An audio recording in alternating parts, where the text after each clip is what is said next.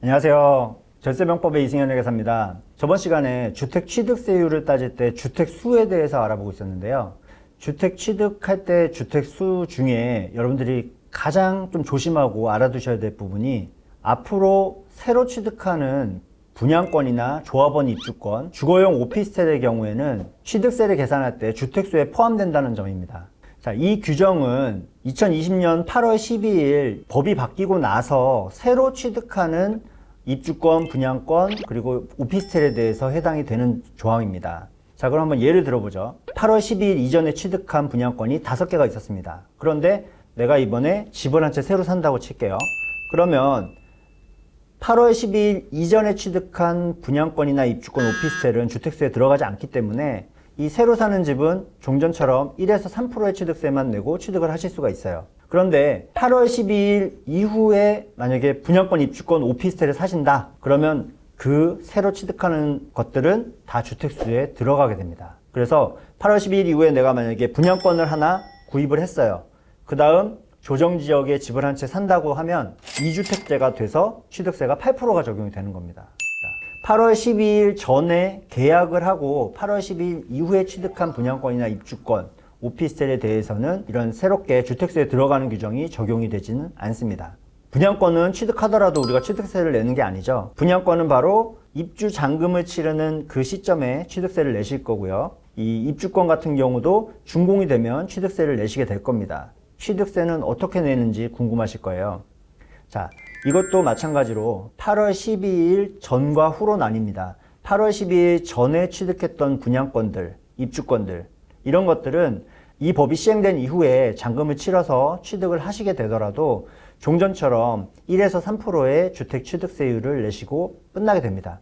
하지만 여러분이 만약에 8월 12일 이후에 분양권을 취득한다, 입주권을 취득한다라고 하면은 조금 상황이 달라져요.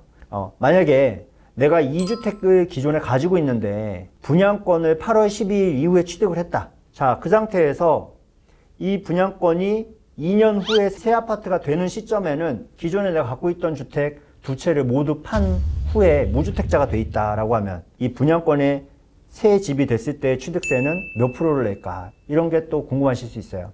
자, 이런 경우에는 그 분양권을 취득할 때의 주택수에 따라서 나중에 신축이 되고 나서 취득세를 중과세를 맞게 됩니다.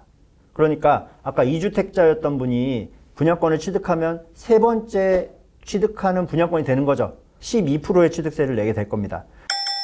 자, 그럼 또 오피스텔은 어떻게 볼까요? 오피스텔의 경우에는 이게 주택으로 사용할 수도 있고 상가로 사용할 수도 있는 물건이죠. 공부상으로는 근린생활시설로 되어 있을 겁니다. 그런데 취득세법에서 주택수에 포함하는 오피스텔이라고 하면은 우선은 재산세를 주택으로 과세하고 있는 오피스텔만 해당이 됩니다.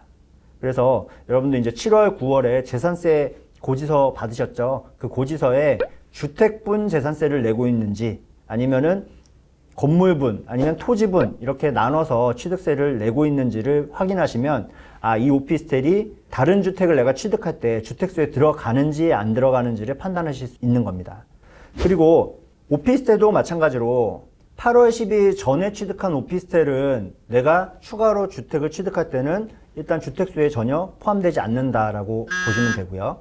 8월 12일 이후에 신규로 취득한 오피스텔들은 재산세를 주택분으로 내고 있는 것들만 주택수에 포함되어서 내가 다른 주택을 팔 때 중과세가 될 수 있다라고 보시면 돼요. 내가 오피스텔을 분양받아서 분양권인 상태인 거는 어떻게 볼까요? 이거는 나중에 주택으로 쓸지 상가로 쓸지가 아직 정해지지 않은 상태입니다. 그래서 오피스텔 분양권은 다른 주택을 취득할 때 주택수에서는 일단 제외를 시켜주고요. 내가 다주택자인 상태에서 오피스텔을 취득한다라고 했을 때 이 취득한 오피스텔의 취득세율은 이것도 마찬가지로 취득해서 상가로 쓸지 주택으로 쓸지가 확정되지 않은 상태이기 때문에 상가분 취득세인 4.6%를 내게 됩니다. 이제 좀 주택 취득세를 피해갈 수 있는 방법들, 이런 부분들을 좀 알려드릴게요. 우리가 1주택을 갖고 있는 상태에서 새로 집을 샀다고 해서 무조건 취득세를 중과세 시키지는 않습니다. 왜냐면 기존에 내가 집을 갖고 있는 사람이 이사를 가거나 뭔가 부득이한 사유로 한 채를 추가로 취득하게 되는 경우들이 많기 때문인데요. 자, 이럴 때는 일시적 이주택이라고 해서 취득세를 중과세시키지 않는 규정을 별도로 신설을 했습니다. 자, 그럼 어떻게 하는지 예를 들어보죠.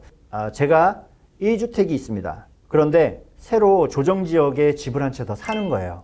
그러면은 조정지역에 두 번째 집을 사게 되니까 8% 취득세 중과세를 맞아야겠죠. 자, 8% 취득세 중과세를 맞아야 되는데 일단 이 집을 살 때는 일시적 2주택이라고 판단을 해서 기존처럼 1에서 3%의 낮은 취득세율을 내도록 해줍니다. 자, 그런데 일시적 2주택 기간 안에 기존 집을 팔아야 돼요. 여러분들이 이 기간 안에 종전주택을 팔지 않으면 그때 가서 중과세와 내가 기존에 냈던 취득세액의 차액 그 부분을 추가로 내게 되고 여기에 가산세까지 내시게 되니까 그 기간을 정확하게 준수를 하셔야 됩니다. 내가 기존에 조정대상 지역이 있는데 새로운 집도 조정대상 지역에 샀다. 이런 경우에는 새 집을 산 지 1년 안에 기존 집을 팔아야 됩니다. 기존에 조정대상 지역에 있는데 새로운 집을 비조정대상 지역에 사게 되면은 이 기존 주택 3년 안에 팔아야 되나요? 그래야지 취득세 중과세가 안 되나요? 이렇게 물어보시는 분들이 있어요. 자, 그럼 어떨까요? 조정지역에 있는 분이 비조정지역을 사게 되면 이건 원래 취득세가 중과세가 안 되죠. 우리가 2주택인데 새로 사는 집이 비조정지역이면은 기존처럼 1에서 3%가 적용되잖아요. 그래서 내가 1주택자인데 기존의 주택이 조정이든 비조정이든 새로 사는 집이 비조정이라면 두 번째 주택이 되기 때문에 취득세 중과세가 되질 않아요. 그래서 종전주택을 몇 년 안에 안 팔아도 취득세 중과세는 적용이 안 된다. 그런데 만약에 종전주택이나 신규주택 둘 중에 하나가 분양권이나 입주권 이런 경우에는 어떻게 할까요? 자, 기존에 제가 집을 한 채 가지고 있는데 새로 사는 집이 아직 집이 아니라 분양권인 상태에서 샀다고 가정해 볼게요. 그러면 이 분양권을 산 지 원래는 3년 안에 기존 집을 팔아야 되잖아요. 하지만 이 분양권이 아직 새 아파트가 되지 않았기 때문에 이런 경우에는 이 분양권이 새 아파트가 된 이후에 3년 안에만 기존 집을 팔면은 취득세를 중과세하지 않습니다. 이거는 종전주택인 경우에도 마찬가지예요. 내가 기존에 갖고 있던 게 분양권인데 새로 산 게 집이야. 이 새로 종전에 갖고 있던 분양권이 잔금을 치러서 새로 아파트가 되면 그때부터 3년 안에만 기존 주택을 팔면 돼요. 종전주택이나 대체주택 중에 어느 하나라도 입주권이나 분양권인 경우에는 우리 일시적 2주택 기간이 그 주택을 취득하게 된 잔금을 치러서 주택이 된 후 1년 또는 3년으로 늘어나게 된다는 점 하나를 기억을 해 두시고요. 자, 두 번째로 기억을 해 두실 건요. 우리 원래 일시적 2주택은 내가 종전주택 가지고 있고 새 집을 샀는데 이 새 집 산 지 3년 또는 1년 안에 기존 집을 팔아야지 취득세를 중과세하지 않는 거잖아요. 그런데 둘 중에 하나가 어느 게 입주권이나 분양권이라면 1년, 3년 안에 어느 걸 팔아도 상관이 없습니다. 예를 들어서 내가 주택이 있는 상태에서 분양권을 샀어요. 그럼 이 분양권이 이제 시간이 지나서 잔금을 치르겠죠. 그럼 아파트가 됐습니다. 원래대로라면 이 원래 갖고 있던 종전주택을 3년, 1년 안에 팔아야겠죠.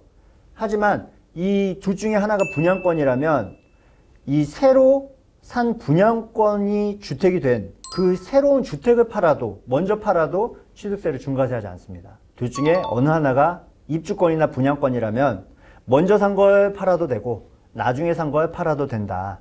그리고 기간도 분양권 입주권에 잔금을 치른 이후 3년, 1년으로 기간이 늘어난다는 점도 기억을 해두시면 좋겠습니다. 네, 지금까지 이승현 회계사였습니다. 감사합니다.